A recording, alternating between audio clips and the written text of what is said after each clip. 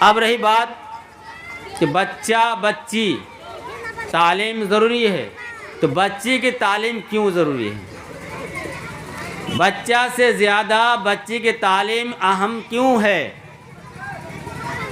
آپ لوگ تقریروں میں سنے ہوں گے، بہت سے علماء تقریر کیے ہوں گے، ایک ماں ایک مدرسہ ہوتا ہے، ایک ماں ایک مدرسہ ہوتا ہے، اور ایک باپ ایک مدرسے کا گیٹ بن سکتا ہے، دروازہ بن سکتا ہے، لیکن وہ مدرسہ کا کام نہیں کر سکتا، اس لیے کہ بچہ بولنے کے لیے جب سیکھتا ہے تو ماں ہی کے پاس 4 سال رہتا ہے۔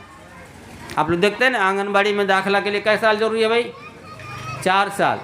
4 سال تک بچہ کہاں رہے گا؟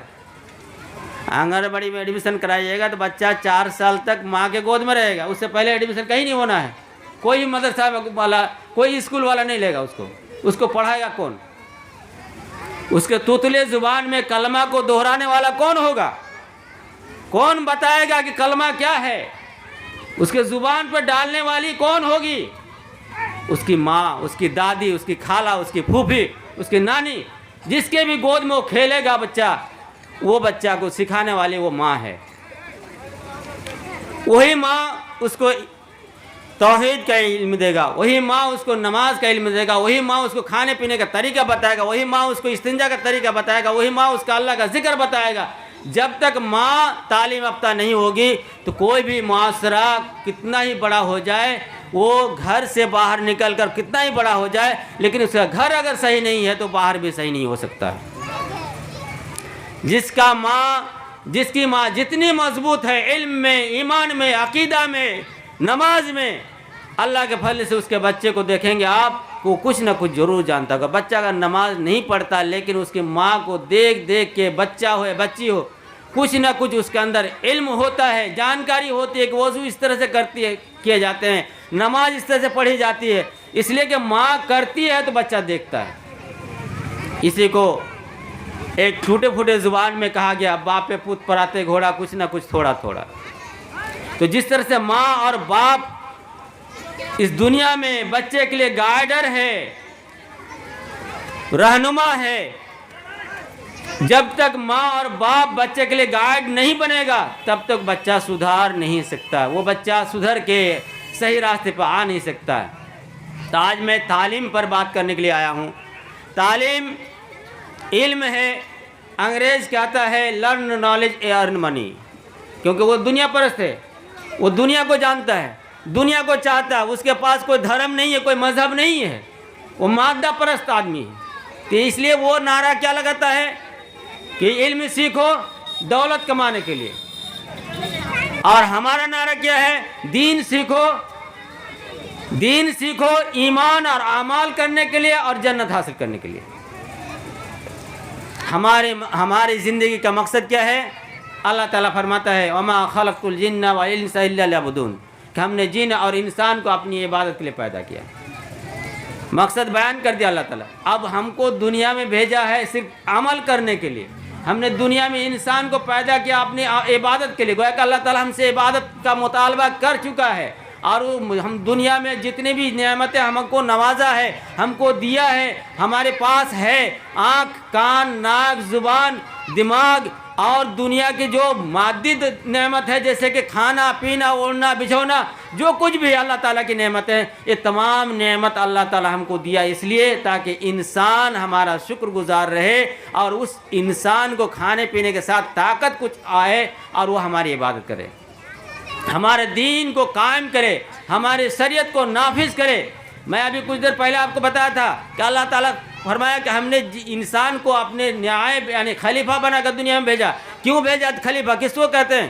خلیفہ کسی امیر کا نائب ہوتا ہے، گورنر ہوتا ہے، ایک راشٹرپتی کا گورنر ہوتا ہے، ایک راشٹرپتی کا ڈی ایم ہوتا ہے، جو اس کے قانون کو، اس کے ریجولیشن کو، اس کے قوانین کو ضلع کے اندر، صوبہ کے اندر نافذ کرتا ہے۔ اسی طرح اللہ تعالیٰ دنیا کے اندر انسان کو اپنا خلیفہ بنا کر بھیجا ہے، گویا کہ ہم انسان اللہ تعالیٰ کے نائب ہیں، اللہ کے قانون کو خود فالو کرنا ہے اور دوسروں کو فالو کروانا ہے۔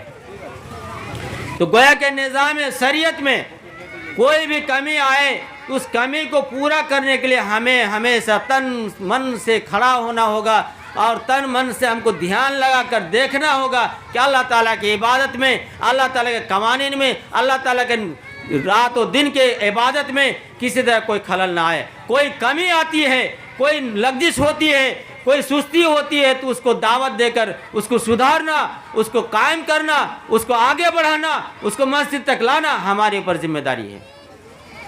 इसलिए मोहतरम हजरात, जब तक हमारे पास इल्म नहीं होगा तब तक हम कोई काम ठीक ढंग से कर नहीं सकते हैं। तो मैं ये कह रहा था कि ये बच्चियां जो बनात है इसकी ज़रूरत क्यों आए।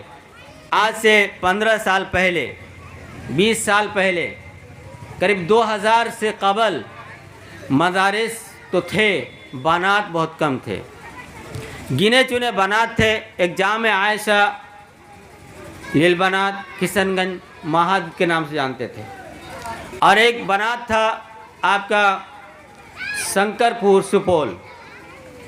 यही दो ही बनात के नाम सुनते, क्योंकि वो शंकरपुर तो हम देखे नहीं थे, किशनगंज देख चुके थे। लेकिन आहिस्ता आहिस्ता लोगों के अंदर शऊर पैदा हुआ और आज हमारे गांव में भी एक बनात खुल गया है जिसको आप जामिया सुमैया लिल बनात के नाम से जानते हैं। माशाल्लाह आपके होनहार बच्चियां आज के डेट में इस मदरसे में ज़ेर तालीम है और गांव की रौनक बढ़ती है, इसलिए कि इल्म हासिल करना खुद एक ज़िक्र है। इल्म हासिल करना खुद एक ज़िक्र है। आप जहाँ पर ज़िक्र होती है वहाँ पर अल्लाह की रहमत बरसती है। जिस मजलिस में अल्लाह का ज़िक्र हो उस मजलिस के बारे में अल्लाह ताला फरमाता है कि हफ़्फ़तहुमुल मलाइका, फरिश्ते उनको घेर लेती है, ढांप लेती है। फरिश्ते कैसे होते हैं उसको बता रहे हैं कि फरिश्ते ढांप लेते हैं। फरिश्ते के बारे में बहुत अजीब व गरीब कहानी है।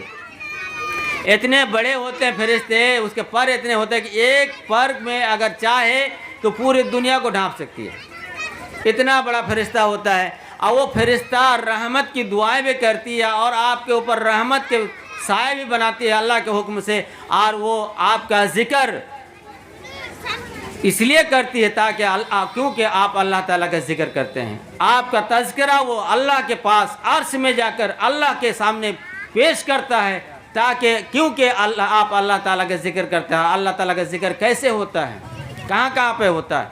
हर काम, इंसान का हर काम अल्लाह का ज़िक्र है, अल्लाह की इबादत है। अब उसके प्रूफ के लिए कुछ वक्त चाहिए, तो बहरहाल मैं उधर ना जा करके सिर्फ तालीम पर बात करने के लिए आया हूँ। तालीम, मैं बच्चों से मुखातिब होऊंगा कि आपको क्या करना है। आपके लिए बहुत बोझ है, आपके लिए बहुत तकलीफ़ देह होती है जब कोई असातिज़ा, कोई उस्ताद मोहतरम आपको डांटते हैं, तंबीह करते हैं या छड़ी लेके मारते हैं तो आपको बहुत तकलीफ़ होती है। लेकिन आप इस बात को यकीन जानें कि यही तंबीह और यही डांट, यही छड़ी की मार आपकी कीमती ज़िंदगी को और आपकी कीमती चीज़ों को संवार कर एक मोती और हीरा की तरह बनाती है, और वो चीज़ आपको दुनिया में भी सुरखरू करती है, आखिरत में भी सुरखरू करेगी। इल्म ऐसी दौलत है जिसके बगैर कोई भी इंसान नहीं रह सकता। इल्म के बिना कोई इंसान नहीं रह सकता, बल्कि इल्म के बारे कहा गया है कि जिसके वो शेर है अरबी के कि जिसका माँ बाप मर गया है उसको यतीम कहते हैं।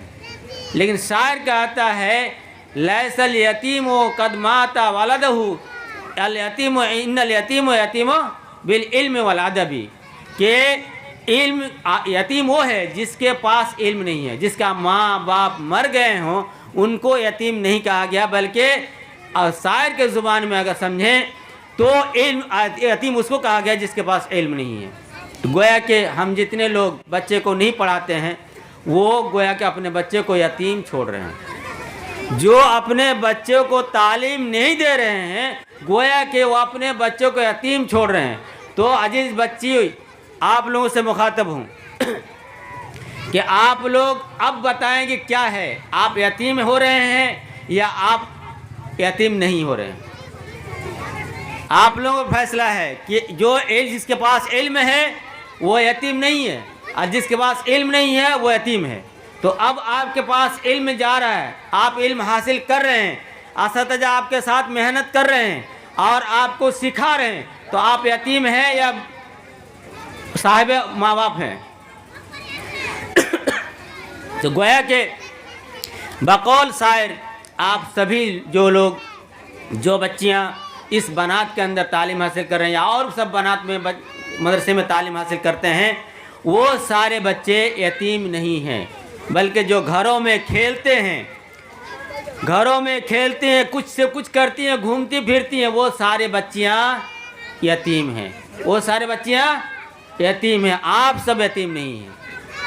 اس لیے آپ کو بہت حوصلہ کے ساتھ، بہت جذبہ کے ساتھ، بہت تیاری کے ساتھ اور ایک جنگ لڑنے کے، جس طرح سے کسی کھیل میں بہت طاقت لگاتے ہیں، کس طرح سے کیا کریں کہ ہم جیت جائیں، اسی طرح سے آپ کو محنت کرنی ہے، آپ کو محنت کرنی ہے۔ استاد ڈانٹ رہے ہیں، سمجھا رہے ہیں، کچھ بھی کر رہے ہیں، لیکن آپ کو گھبرانا نہیں ہے، آپ کو گھبرانا نہیں ہے، بلکہ استاد جو بھی ڈانٹ رہے ہیں برداشت کرنا ہے، پھر دوبارہ اس سے پوچھنا ہے۔